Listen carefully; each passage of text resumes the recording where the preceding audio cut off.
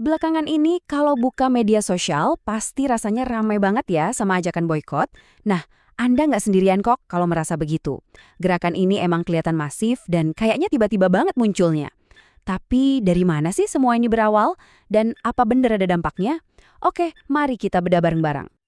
Pertanyaan kayak gini nih, mungkin jadi salah satu yang paling sering kita lihat seliuran di lini masa. Ujung-ujungnya jadi diskusi yang luas banget, dan jujur aja, kadang bikin bingung juga. Dan banyak dari kita juga yang bertanya-tanya, gerakan boikot internasional ini kan sebenarnya udah lama ada.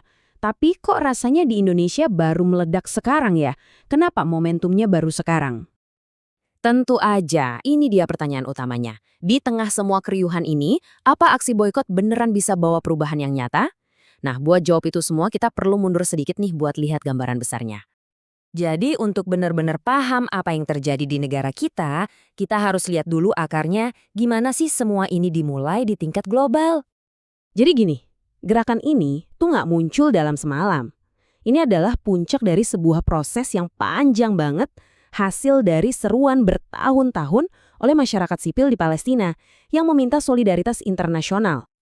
Dan yang menarik, dari awal banget, para pendirinya sengaja merancang ini sebagai strategi tanpa kekerasan. Mereka ambil inspirasi langsung dari gerakan anti-apartheid di Afrika Selatan, yang kita tahu adalah salah satu boikot paling bersejarah dan berhasil di dunia. Oke, gerakan ini kan dikenal dengan 3 huruf ya, BDS. Jadi, apa sih sebenarnya makna di balik masing-masing huruf itu dan gimana cara kerjanya? Nah, yang sangat menarik dari strategi ini adalah gimana mereka menargetkan titik-titik tekanan di 3 level yang beda. Mulai dari pilihan kita sebagai konsumen sehari-hari, terus naik ke keputusan investasi institusi-institusi besar, sampai ke kebijakan pemerintah di tingkat negara. Jadi serangannya dari berbagai lini. Dan tujuannya itu bukan sekedar protes umum yang nggak jelas. Gerakan ini punya 3 tuntutan inti yang sangat spesifik dan semuanya itu berlandaskan hukum internasional dan juga resolusi-resolusi PBB. Oke, dari panggung global, sekarang kita balik kandang. Mari kita lihat gimana ceritanya gerakan ini bisa nemuin lahan yang begitu subur di Indonesia. Kekuatan utamanya? Bisa dibilang ya angka ini. Bayangin aja dengan lebih dari 90 juta orang Indonesia di Instagram aja, satu pesan atau satu daftar produk, itu bisa nyebar kayak api dalam hitungan jam. Ini yang menjadikan media sosial semacam medan tempur informasi dan aktivisme yang luar biasa kuat di negara kita. Meskipun gerakan BDS global itu udah ada sejak 2005, di Indonesia gaungnya tuh awalnya adem ayem aja. Paling cuma dibicarain di kalangan aktivis aja. Sampai akhirnya, ada satu peristiwa di akhir 2023 yang mengubah segalanya dan bikin percakapan ini meledak. Nah, ini dia pemicunya.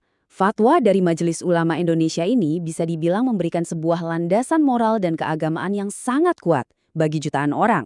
Ini mengubah boikot dari yang tadinya mungkin cuma pilihan pribadi jadi sebuah sikap dengan bobot spiritual. Dampaknya di lapangan pun langsung kerasa. Kebiasaan belanja kita berubah, dukungan buat brand lokal dan UMKM kelihatan meningkat. Tapi di saat yang bersamaan muncul juga pertanyaan kritis. Apakah gerakan yang viral di media sosial ini bisa bertahan lama atau jangan-jangan cuma sekedar FOMO alias ikut-ikutan aja? Oke, itu tadi konteks lokalnya ya. Tapi gimana di panggung dunia? Apa sih dampak nyata gerakan ini secara global dan kenapa isu ini bisa jadi perdebatan yang panas banget? Nah, kalau kita ngomongin soal dampak ekonomi, disinilah perdebatannya jadi sengit. Di satu sisi ada proyeksi kayak dari Rand Corporation yang memprediksi potensi kerugian puluhan miliar dolar buat ekonomi Israel. Tapi di sisi lain, laporan dari pemerintah Israel sendiri di tahun yang sama malah bilang dampaknya nyaris nol. Wah, jadi siapa nih yang benar? Tabel ini ngerangkum inti perdebatannya dengan cukup jelas. Para pendukung melihatnya sebagai alat perjuangan yang damai untuk keadilan dan penegakan hukum internasional. Sementara itu, para penentang mengangkat isu-isu yang serius, mulai dari tuduhan standar ganda sampai konsekuensi yang justru bisa merugikan pekerja Palestina sendiri. Biar dampaknya lebih nendang, gerakan ini seringkali mentargetkan perusahaan multinasional tertentu. Kampanye tekanan publik yang intens ini nyatanya udah berhasil memaksa beberapa perusahaan raksasa untuk mengubah operasi mereka atau bahkan hengkang dari wilayah sengketa. Setelah melihat semua ini, kita akhirnya sampai pada beberapa pertanyaan penutup yang skalanya lebih besar. Bukan cuma soal boikot, tapi tentang aktivisme di zaman kita sekarang. Satu hal yang penting untuk diingat, gerakan ini tuh gak berjalan mulus tanpa perlawanan. Di banyak negara barat muncul kampanye tandingan yang kuat. Bahkan sampai ada undang-undang yang secara spesifik dibuat untuk melawan gerakan BDS ini. Dan ini meninggalkan kita dengan sebuah pemikiran akhir ketika informasi, seruan aksi, dan solidaritas bisa menyebar ke seluruh dunia secara instan lewat genggaman tangan kita.